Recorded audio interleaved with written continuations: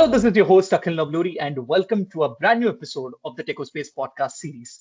So, in this podcast episode, I'm very much honored and thrilled to welcome our guest, Mr. Pierre Petersson, who happens to be an advisory solutions architect of MongoDB, and he's based out of Stockholm, Sweden. Now, giving an overview of what MongoDB is. MongoDB is a non-relational, open source, NoSQL database management program where all the data is stored in a JSON-like document.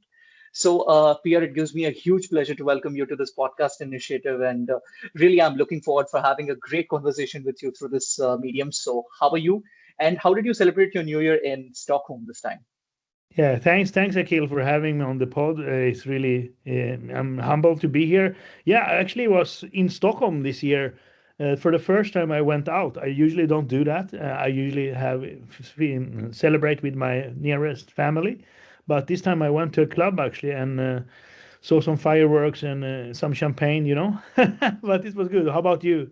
That's amazing what I'm hearing from your end. So mine was just pretty simple. I think, just, gathering out with my cousins and my friends and, just having a DJ night in my gated community. So it was just going on till 12 o'clock. And then, Wow, yeah, yeah, a that lot sounds of nice Bollywood. also. Yeah, absolutely. A lot of Bollywood music and, a lot of regional music just got, Oh, influxed here. So that's yeah, what I can say. yeah, that sounds nice. Yeah, yeah, Yeah, cool. yeah. Yep. All right. So now, Pia, let's kick off with the podcast. I mean, we are in the year 2025, but now let's take a flight, or let's take a journey back to the 1980s, like the time when you first started, coding. So, Pierre, I just wanted to understand, like, what fascinated you towards, doing coding in the first place? Yeah, actually, um, I didn't know much about computers. I think I was 6 years or 7 years old when my father came home with a computer, actually a Swedish computer, it's a Swedish-made computer named ABC Luxor 80. Yeah. So ABC 80, sorry, ABC 80 Luxor. So the brand was Luxor and the model was ABC 80. Wow. So we didn't know much about computers. I have a twin brother, so we are, everything I do, he does too. So we got that as a Christmas present, and we, start, picking that and looking at it and trying to figure out what should you do with a computer. And at that time, there was no, internet, at least not the way we have it today. There were like BBS where you can connect to a modem and go to the BBS, but there were nothing, it was hard to actually learn how you actually should program, and there was not no code you can look at, like, today you can use Stack Overflow, ChatGPT or whatever, to just get a hint. Exactly. But at that Yeah. time there were nothing, it was like books, and books are really boring. You have to read a full book. I'm not a book person, and then there was Really? magazines. Yeah. And there was magazines. Well, I like to read books, but it has to be technical books. Yeah, it cannot be like drama or something. I don't know the English word, but it needs to be Yeah, something yeah, I yeah. can use. Yeah, so it can be used for my work or something. So there were books. We read some books and tried to get some start at programming, and then we were hooked, me and my brother. So we built our first game, like the worm game. You have like a worm on the screen. It's like, and you're traveling with a worm and have to eat different Wow. spots on the screen. So we Okay. built that actually in Basic. It was not that great, but at least we did something, and then from that on we were actually hooked. Yeah, so that's why it was one of the hobbies I learned at an early age, and I'm being fortunate to have it as my work also. That there are not many people who can you can have your hobby as your work also. So that's why, if you have something that you're really passionate about, then I think you get skilled at it. Yeah. Absolutely. That's Yeah. brilliant, Pierre. So basically, it's like, as I can, just term you and your, brother as the prodigies, starting something new, and just, I mean, many people are hooked towards sports, but I mean, this is the first time that I'm hearing about, going towards, creating games at a very young age. And I think, Pierre, that was a start of something, and you could, see your future. Okay, well, right. From here, I know where I want to go and where I want to, take my stairs upon. Yeah, at the same time, I didn't know why I was doing it actually, but it was fun. And I Right. think, there is like a saying, if you really love the things that you're doing, then you will be fantastic at it. Yeah, both in your career and work life. So I think if you're really interested in something, and I think that was is the key here in anything you do. It's not software or IT. It can be art, it can be whatever. I think it's you need to have a passion for it. If you have, then you will succeed regardless. I was not planning, if I take this, if I learn this, I will probably earn good money. I was not thinking that way. It was more, I think it's fun, let's do it. Yeah. Absolutely, absolutely. That was a good initiative. And, as they say, you have to just have passion. The word, as I can say, passion. So I can see a lot of passion, Pierre, when, just, when you're talking about this and when you're narrating your story. And I really take this as an inspiration, going forward. So absolutely, whatever you do, you should just love that. And when you just love that, your work just becomes like, it just becomes so good and it becomes so easy for what you do. Yeah, exactly. Agree. Agree. Truly, truly. So now, Pierre, now I just wanted to understand now going a little bit technical towards stuff like as we are just, progressing forward. Yeah. So, Pierre, I just wanted to understand, like, can you just specify me about, I mean, in depth about your interest towards, software architecture and different developer tools? Yeah, I mean, when I started out as a developer, and I realized pretty soon that some things were really hard. You had to do a lot of code to get something small, like storing data in a database. Many people maybe think it's easy, but at that time it was pretty hard. There were a lot of different layer data access objects, ORM layers, a lot of different things that you need to do. And if you didn't have that, then it was even harder. Yeah, and there were a security aspect. But regardless of that, I've been always, when I build something, I think, sir, what is this something that can be reused and make the life of another developer more easier? So that's why I mean what I mean is interest in software development tools, architectures, how to make developers' lives easy. And this is why I love working at MongoDB, because MongoDB is really one of our most important mantras is to make the developers as efficient and increase the developer productivity by having a database that you don't really have to care about. It's just in the background and you're just, storing data. So for me, it's, building tools, building frameworks, it doesn't have to be something that published on an open source initiative, but sharing my knowledge, on GitHub, doing public speaking, because I know how hard it is. Yeah. I'm not saying I'm a hero here now, but and sharing knowledge also gives you like feedback. It can also give you, insights. Maybe you should do it this differently, or start just a discussion with Yeah, other peers.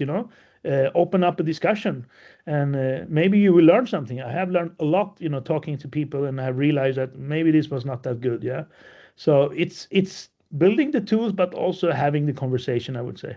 absolutely, absolutely. So in this case, I could just say, Pierre, it's like a helping hand that you're giving to people and, supporting them and, just Yes. taking things forward. As they say, right, when you're working in a team, things become even more simpler. So that's Yeah. how, Agree. whether it's virtual or not, but still, it was just pretty much efficient. Now, Pierre, you just came up, you just, brought up a point called M layers. So I just wanted to understand about that in depth. Like, what do you exactly Sorry, mean by M what layers? I didn't get that. The M layer? Yeah, you were talking about the thing where earlier, when we were talking about software architecture and developer tools, you were, specifying a point called M layers. No, So ORM layer. Okay, yeah, the ORM. REM Oh, layers. My oh bad, I yeah, heard it wrong. object. So it's like object relational mapping layer. So an Yeah, relational mapping layer is really is used to make it easier for you as a developer to work in your programming language, or make it so you can work with objects. So if you think about it, if you have a relational database, the relational database, you have multiple tables, multiple relationships. And if you want to work with that design or schema in a programming language, it gets pretty hard, because in a programming language, you're working with objects, yeah, yeah, different types of classes, and then you instantiate the class that becomes an object. So what an object relational mapping layer does is actually taking the relationships that you have in the database and creating an object of it. Yeah. So it's mapping the relational schema to a Java object or whatever language you're using, C# object or whatever, to make it easier for you as a developer to actually uh, communicate with the database. So instead of writing SQL, you just use your programming language. You just use right. your, programming language that you're working with objects. Then you don't need to know the SQL. So that's what an ORM layer does. But I would say when I built my own ORM layer actually, but with experience, I realized that ORM layers are really bad. I don't like them. And the reason for, and the reason for that is that if you think about it, if you're going to build a house, but you have never built a house, yes, and you maybe this is bad metaphor, but if you want to build a house and you have never used a hammer, or you're never actually you know uh, painted anything, or you have never put two cables together, you have never done that, or bricking or whatever, and you're asking someone else to do the job. Yeah, How yeah, do you know that? How do you know that the job that guy is doing is actually done correctly? It's the same truly. thing with an Yeah, ORM layer. If you think about it, an ORM layer is trying to abstract away so you don't have to write SQL. So what it's doing is actually generating the SQL for you by using the object relational mapping layer. So with that said, that is actually removing some knowledge. Yeah? It's removing you to actually understand SQL. If you don't yeah, understand the SQL, how can you then decide if that's actually most efficient, or is it actually doing it correctly? But there are so many other things with relational mapping layer. They're like lazy loading, loading aspects.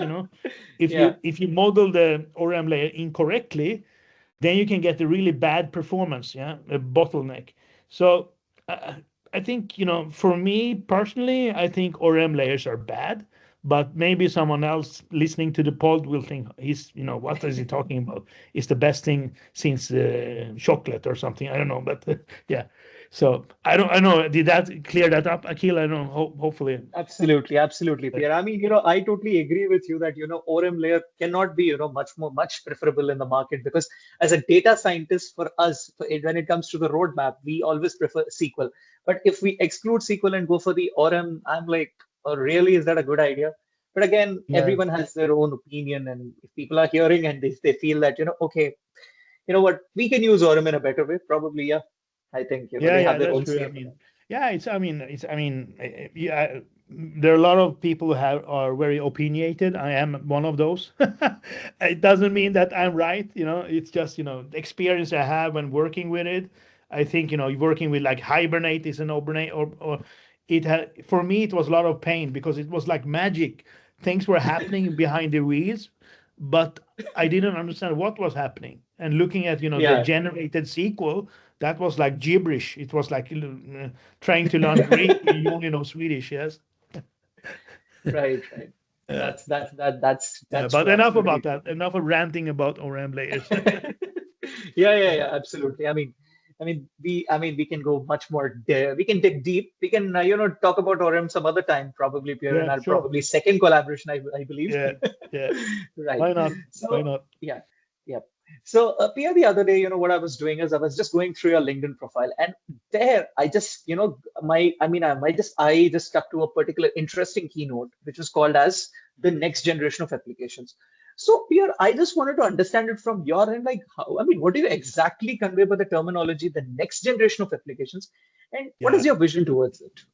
yeah. So when I wrote that LinkedIn bio, I wanted to be cool. I wanted to sound cool. So Right, I right. probably Yeah, probably when I wrote it, I didn't think about much. What do I really mean with that? But when you have been asking me, when we've been speaking, you and me, Akil, I've been thinking about, for me at that time, because I created a LinkedIn profile many years ago. So it's not just about AI, but I will come to that. At that time, it was about eh, innovative solutions that makes it easier for the user to actually use applications. Yeah, it can be like context aware applications that understand where you are, and then based on that maybe give you some recommendations. So if you think about it, if you're walking down and you're going to the metro, it if you have an application like the metro application, maybe it understands that you are actually at that station, and instead of you searching that, searching it and find a station, it will maybe suggest, oh, it seems like you are in this station, making like more conversational, man. And yeah, this is what I mean. Think about out of this box and creating those kind of experiences. Yes, yeah, and uh, and when it comes to today, everybody's talking about AI. I think it's like It was like it's like when the web services came, everybody was talking about web services. It was like when SOA, so software oriented architect, every time. I'm not saying AI is, I'm really think AI is really interesting, and I'm working with it, trying to learn more and more. Uh, but I think also with AI, we can actually do even more. Yeah. Not just contextualize, but actually make the user experience much, much better. Yeah. I can give an example. I build an application together with my teammates here at MongoDB for insurance. So if you think about it, you crash your car, and then you realize that you need to call your insurance company, but it's a Sunday. Nobody's Yeah. answering. You're really frustrated. It's a Sunday. It's closed. What if you could actually automate that process? Yeah. What if you could actually just take a picture with your mobile app, and then you use an LLM and some AI to actually analyze that picture and then give you some kind of estimates. What will insure? Is this the insurance company going to pay? So we actually build that kind of prototype. It's not like we build a prototype to do that. So things like that, using AI, to make lives of people more easy, and that's why I think it's and still, AI is just in the baby steps for me, at least. Yeah. People Yeah. who say that they are an AI expert or Gen AI expert when Gen AI have just been available for maybe 4 max years, I don't believe them. Do you believe them? Not exactly, I would say. No. Because I feel that, the term AI has been like, I mean, heard multiple times in different movies, but now it has actually, reached the shore. Not even reached the shore, it has actually come to the land. Yeah. Like earlier that was in the ocean, then it was near the shore, but now it has actually reached the land. And but Yeah. I but agree the with you. thing, I agree. yeah, Yeah. Sorry. yes, Sorry. yes, Go ahead. yes, Pierre, go on, yeah, Yeah, I, sorry. I agree with you actually. I think AI has reached the land. That was a great way of saying it. I think chatbots like ChatGPT has made it easier for maybe I'm putting it in quote common people, everyone, Yeah, everyone to yeah, understand how AI can be used. Yeah, but I think still for me, I would say it's still very abstract. With the neural networks and everything, how you train. There are a lot of different things within the AI space that are still like abstract for me. Yeah, but I think it's good that people are getting to use it.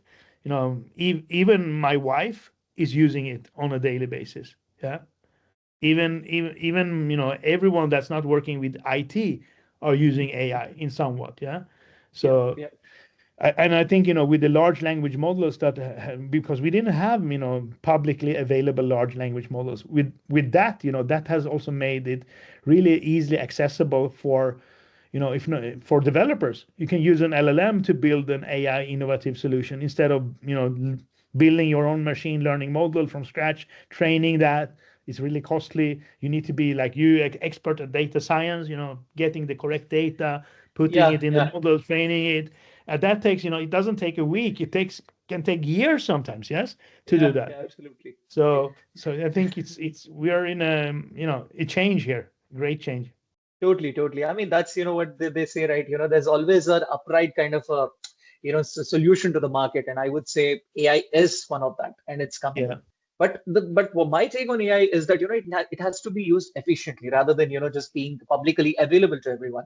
Everyone needs to have their own set of private AI, because in today's time, what I see is that, a lot of information is getting leaked outside, to Mm. different organizations. And they are confidential data. So my only thing is, if I would, just try to mention the take, I would just like to say, okay, every organization needs to have their own private set of AI. So Okay, so you're concerned about the privacy of the data that's using public LLMs, and stuff like that. That's true. I mean, working with different customers, that's one of the top questions we get asked actually. What about the security if we use like an open yeah, LLM? So how would you manage that? And I think there are different solutions. I know that you can actually run LLM locally on-prem, or in your private data center, or I think also Azure has, the Azure OpenAI sandbox makes it possible for you to actually no, great. ensure that the data is not reused for training purposes. So yeah, but I agree with you. It's an important aspect, very important. Yeah, absolutely, absolutely, Pierre. So now, Pierre, now heading on to the, as we, I mean, heading on to the thing of like as an advisory solutions architect of MongoDB, like how are you able to create the best possible solutions for your organization when you're aligning it with that of the technical roadmap and the business requirements that you're getting? Yeah, well, I think it's for me, it's like listening to the customer, having empathy. So it's not, so I'm technically I'm advisory solution, but I work with pre-sale. So I'm trying to Oh, sell stuff. Yeah. So that's what I do. But I'm the technical sell. Yeah. So what I do, I go to a customer and they will tell me we have this challenge, we have bad performance, we are using maybe MySQL. I'm just, and we cannot do changes frequently. It's really cumbersome. It's really rigid. How can you help us? Is MongoDB a good fit? And then I talk to them. It's okay. What kind of experience do you have? It's not just technology. So there are three important aspects: people, process, and technology. So people means, do you have the skills? Are you experienced in working with this technology, or do you need to get educated? Process, will this fit in your delivery process, change process, and people and then of course the technology, is the technology going to improve your performance requirements or whatever requirement you have? Yeah. right. So it's not just focusing on the tech. I think it's focusing on the holistically on all of the different parts. uh, and I know I'm very high level, but it's really about going to the customer, listening to the customer, and being empathic. Have the empathy to understand it's not just that simple to switch, or it's not that just simple to do something else, because maybe they have been doing that for 10 years, and there are a lot of legacy, there are a lot of dependencies. So having that empathy, and not just thinking that everything, because you don't, will actually help you to actually get that conversation with the customer going. So that's what I'm doing. I'm trying to start a good conversation with the customer, and then being intellectually honest. If I talk to a customer and they tell me they want to use MongoDB, I will then ask them why. Why do you want to use MongoDB? What's the reason? Because I want to hear it from the customer. Yeah. If the customer says, "Well, I think it's cool technology, it's good," but if he doesn't tell me, okay, what's the business outcomes, then maybe I will tell him, maybe you should go talk to your team and see, maybe you should do what you're doing and maybe not switch to MongoDB. Right. Maybe there's another project. Because if you do that, I think you earn the trust. Yeah, you earn the trust, because next time you talk to that guy, he will know that Pierre is not just a guy who's pitching stuff. Pierre is a guy, if we ask him, he will give me the honest opinion. So I think honesty, empathy are really important, but it's really about, advising technical solutions, I would say. Should I use Y or should I use X? Why should I do that? What's the improvement? What's not the improvement? How much does it cost? So, yeah. Truly, truly. Now, Pia, like, did you have any instance, like, a customer success story, or let's say a particular instance where, there's a customer who's using a legacy system. So how did you convince that particular company or a firm to move to MongoDB? Like, what went into the preparation for that? Yeah, I mean, for me, it's about understanding the business. Earning the to earn the trust, you need to understand the business, and understanding the business is not understanding the technology. That's the next level, I would say.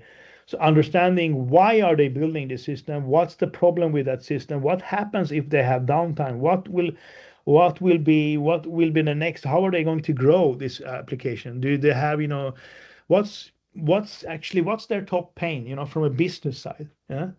And explaining then, and then trying to figure that out. And then what I will do is actually take those business requirements and say, okay, you need to deliver faster. Okay, can you do that today with your relational database? Well, yeah, they will maybe tell me, yeah, it's 2 week sprints or 4 week sprints to do that. And sometimes it takes 8 weeks. Okay, Okay. then I will tell them, can we do a POC where I can show you, if we implement one sprint, how long it will take, and Right. how faster you will be. So actually showing them by doing POCs hands on, because most developers, when I talk to them, me just talking about showing them a slide deck, will not make them a believer most oftenly. Yeah, it will be. Exactly. Yeah. So I need to show them hands on. So my strategy when I do customer meeting is that I go to the customer, I have live demos prepared, and actually show them with code. yeah, showing them what's happening, what they can do, and that requires a lot of preparation. We have something at MongoDB called. I'm actually having a workshop next week with a big major customer. Amazing. I yeah, so I don't know if I can mention the name. I don't think so, Yeah, but yeah, it's a yeah. big Swedish retailer that sells clothes. You probably know who that is. I, Yeah. I got the name, but I'm not going to tell it. Yeah. Yeah, okay, yeah. So Yeah. they are looking at, building refactoring or re-architecting their solution, and they're looking in they're using a relational database today, and they're looking at using, a NoSQL database. So they're looking at different options. So one option is MongoDB, and then there are other options. We have competitors. And for me, is to show them with performance testing, actually getting the data into MongoDB, live data, getting it, preparing that, you know, and showing them actually, look, yeah, I'm running this query. You can see how much better we are, and then also, okay, mapping that to the business requirements, not just why it's better. If it's like 2 milliseconds or 7 milliseconds, what does that mean for the business? Yeah, how will that help them to actually drive business? Because at the end of the day, they are not doing it because they think it's just fun. They're doing it because somebody's paying them to do that to get, more, earn more money. So Yeah. yeah, I don't know. Maybe that was too long answer. Yeah, Yeah, yeah, yeah. I mean, that was completely insightful, Pia. yeah, That's not at yeah, all an issue. So yeah, now, Pia, now heading on to the fundamental thing, which I'm really, really curious to know as a data scientist. Now, I just want to understand like why is MongoDB like totally prominent in the market when RDBMS was earlier ruling the market like altogether, and and yeah. why do you think that there is a paradigm shift from SQL to NoSQL? So what would the Yeah. reason be for that? Yeah, so I would like to, to take us back in history a bit before we, look at the why people are adapting. But that's one of the reasons I think also. So if you think about a relational database, it was invented in the 70s, 1970s, yes. And Right. at that time, storing data was really, really expensive. Yeah, it was like 50 megabytes was huge. I don't want to give a Oh, number, but you can look that up. They're like, just Google storage cost 1970s. It was really, we're talking about hundred thousands of dollars, yes, for like 50 or 500 megabytes of data. So it was really expensive. whoa. So at that time, it was important to store the data as efficiently as possible. So not duplicating any data, storing the data as efficiently. So this is why relational databases was invented. One of the design criteria in a relational database is to be able to store the data not duplicated, and applying the first normal form and the second normal form, and this means that you're not duplicating it, that you have reference keys, you have a relational table, and then you have Yeah, reference keys to the different parts. So this was one, and at that time we didn't have global availability or global user base, 24/7 availability. There was no such thing. There were these software systems that we were building were built to be in a bank, in a back office, yes. And this made it, we didn't really care about scalable performance at that time. Yeah. It was enough to have like a big, big, big, big, big machine with a lot of CPU, a lot of hardware, and it was working. Somebody was paying for it. That's fine. And the other thing is that when you wanted to do a change, there was not, really important to do changes quickly, to add new functionality, because the users really were not huge user base. It was like, back office users sitting in a bank doing some stuff. We didn't have internet in the 70s. We didn't have, all of these, application based economy that we absolutely. have today. So, Right. so that has changed. So that has changed. So this is the background. And then, if you look at it, we are changing front end frameworks every second year. So if you remember Angular, then React, then Vue, then Vercel, or whatever they're called, Next.js, all of these different frameworks are coming. We're switching them out, but we're still trying to use a relational database technology in a global deployment that needs to be globally scalable, global user base with a shoehorn. We are forcing it with a shoehorn. It's not really built for scale. Relational databases was not built distributed. And this is why I think, if you think about AWS, they had, big Oracle installation. I actually work at AWS, and this is a public story. You can Google it if you want. And Oh, yeah, you can go. AWS actually used Oracle a lot. I know. Sorry, Amazon, yeah, not AWS, because AWS is yeah, their yeah, yeah, cloud business and yeah, Amazon yeah, is yeah. their retail business. So Amazon used Oracle a lot in their systems to build their web shop, and they were the most the hugest license staff. So Elliot, what's his name, the Oracle guy? He's earned a lot of money on Amazon, yeah, on Amazon. So they realized that they need to actually switch it. This was not scalable. You're not getting the performance. They had maxed out, horizontal scaling, and even if you want to scale horizontally in a relational database, it's hard because you need to add middleware. It's not built into core of the system. So scaling horizontally means you want to have additional servers. Vertical scaling is when you add memory, add disk, but server capacity has a max. You cannot get more than a specific max level. Yeah, max disk, max the 4 terabyte disk, maybe I don't know 128 gigabytes or whatever the max Right. on your server. So what you need to Yeah. then do is to scale horizontally. This means that you have parallel servers where you can actually get more throughput. Yeah.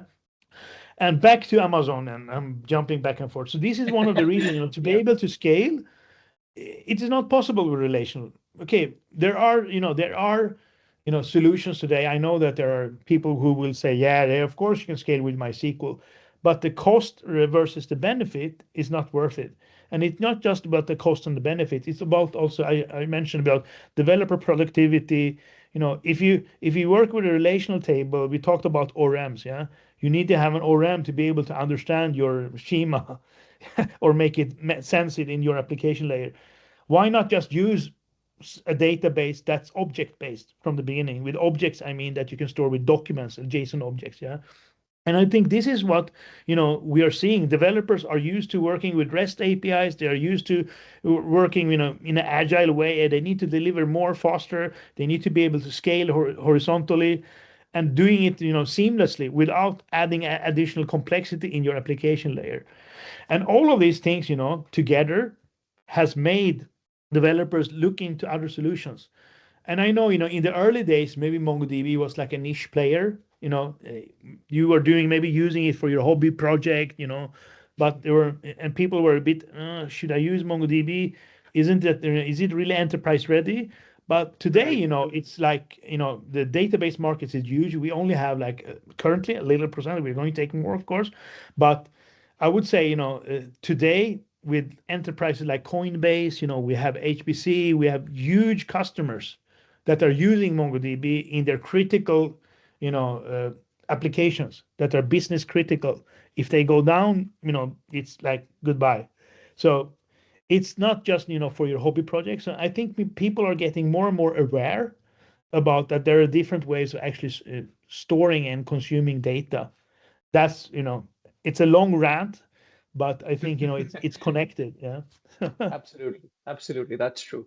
That's true. So, that is the major reason why, as you have, mentioned that, data scientists, do you see data scientists like us, like, me, and, who are the students, do you think that they will completely move from SQL to NoSQL? Like, I am just asking this question on behalf of Sure, all the sure. I data mean, scientists out of there. Yeah. I think depending on the tooling, yes, I think it's different. I think uh, data scientists are maybe doing a different kind of work. I think what you're doing, and correct me because I'm not a data scientist. You need to Right. correct me. Yeah. So Yeah. my understanding of data scientists is actually you have a lot of data, huge set of data. You want to make Yeah. sense of data. You want to find patterns. You want to massage the data. Exactly. It's we Yeah. are talking Yeah. about huge. It can be petabytes of data even. Yeah, it can Yeah. be huge sets of data. In that Indeed. case, you're actually just massaging. You're massaging the data. You're preparing the data to be able to push into maybe a model to train that model. Yes, that's my Exactly. understanding. So Accurate. Yeah. in Yeah. that use case, I think SQL is maybe here to stay because we have columnar storage. There are different like Snowflake and other like tooling and that are built for that use Yeah. case. They are built for to because you don't have to have millisecond response time when you do your query. It's okay if it takes 1 minute to run that query because it's a lot of data. Yeah. So that's why you're using maybe Snowflake or whatever you're using to do that. Yes. But if you really want to have millisecond response time, which you need if you're building software applications, yeah, end user, business to business application, then you need to have a different types of database, yeah. And this is where I think low latency response times, MongoDB is a great fit. So if you want to have millisecond response times, then MongoDB is a great way. So real-time use cases. If you want to do analytics, which I think data science is a bit within the analytical space, then I think you Absolutely. should use Yeah. SQL. I'm not saying you should only use Mongo.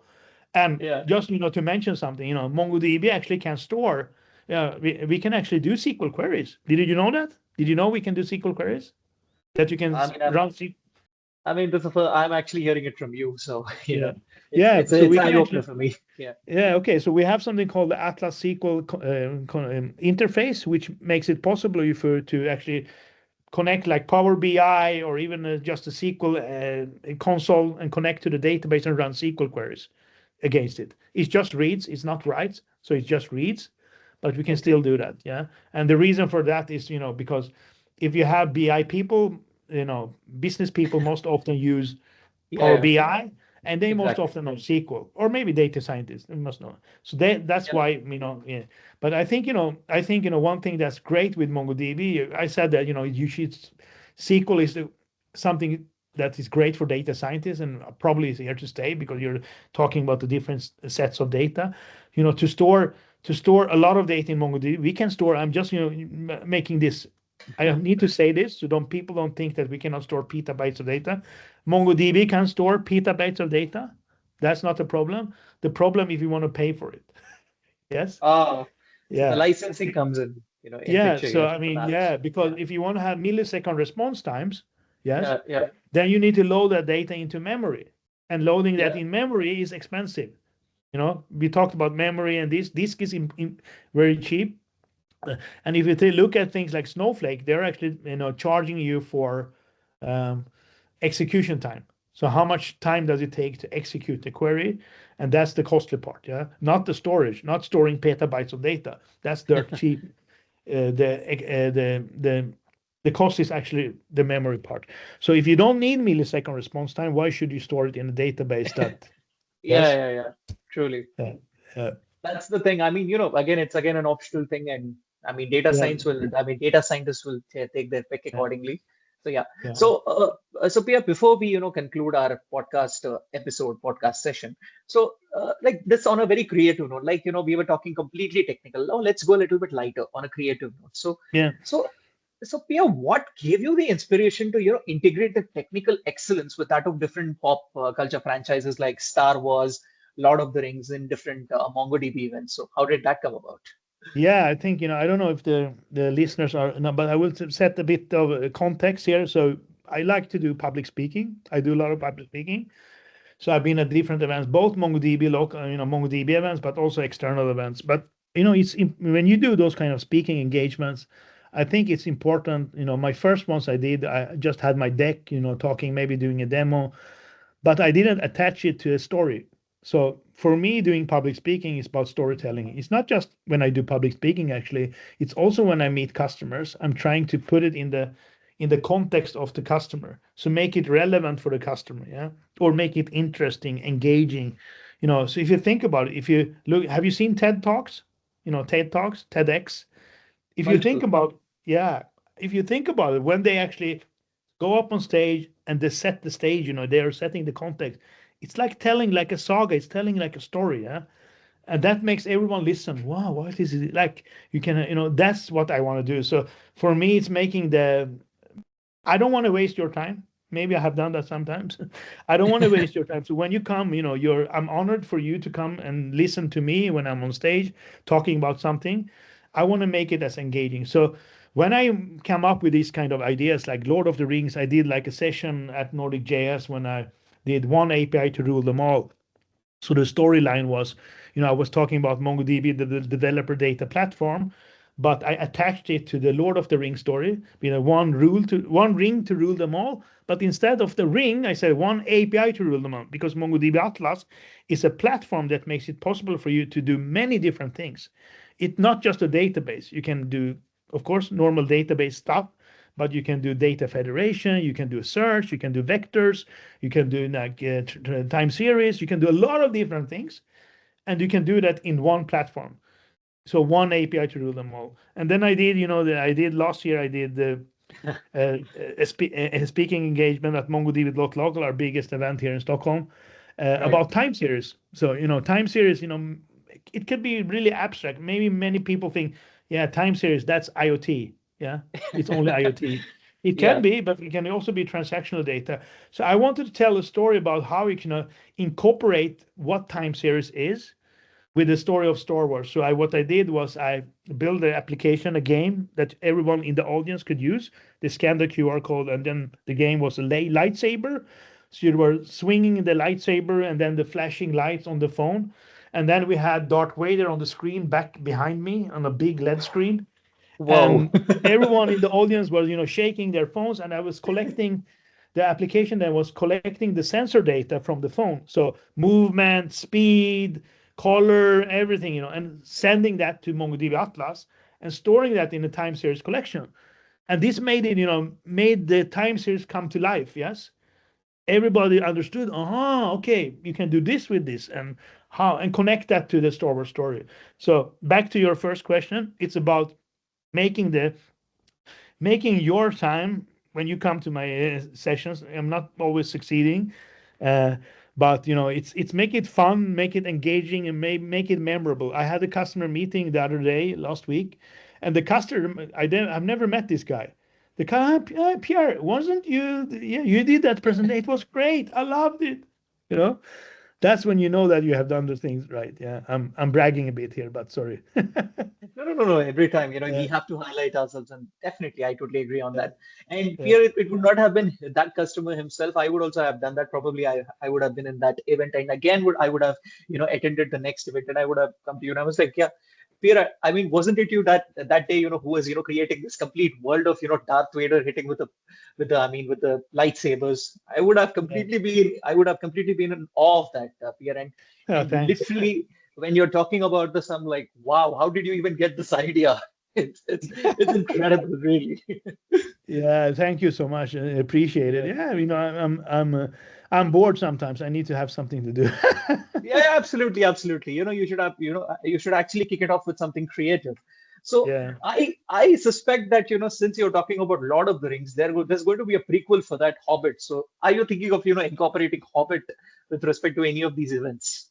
No, that's a good idea, actually. I haven't thought about it. Maybe I should have like hairy feet, and Yeah. walk in sandals and have like a shaver, Bosch shaver shaving my feet and then collecting Yeah. that data. I don't know.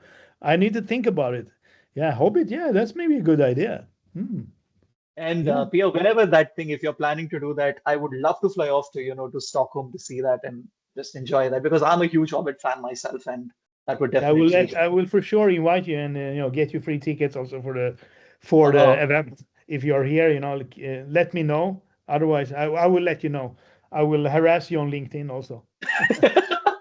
No, and I would be the first person to fly, just take my flight ticket from Oh, that's Australia to there. So you're so kind. Yes, thank you so much, Shakil. Yeah, anytime. So, Pierre, it was fantastic, connecting with you and a lot of, yeah, crazy insights, especially when you're talking about creativity. I could see a lot of versatility in your talk. You're going completely, technical, then you're being a bit of, understanding it from the customer's point of view, and then when you're talking about the creative notion. The major thing, that hit me was, about the paradigm shift, like why there is from the SQL to NoSQL, and the way you were talking about how you're able to create the best possible solutions, aligning it with different with the technical roadmap and the yeah. business requirements. So that really really struck me. And Pierre, once again, I would really thank you so much for taking time from your busy schedule and being part of this podcast initiative. I had a great time interacting with you, and I wish you all the best for your future endeavors, and probably I'll see you in person someday when Yeah, I we come home do to for sure. And yeah. I want to thank you, Akil, for giving me the opportunity. This was really fun.